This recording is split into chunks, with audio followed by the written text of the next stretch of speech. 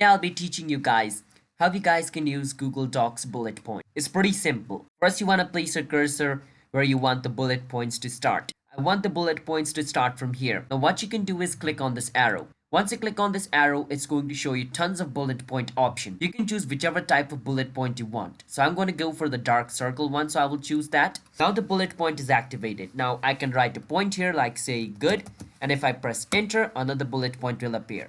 And I can write another thing like joy, sadness over here, and the more enter I push, the more bullet point is going to create. But let's say I'm at the point where I want to stop the bullet point. In that case, what you can do is first press enter and it's going to create a bullet point. Now you want to press backspace and remove the bullet point.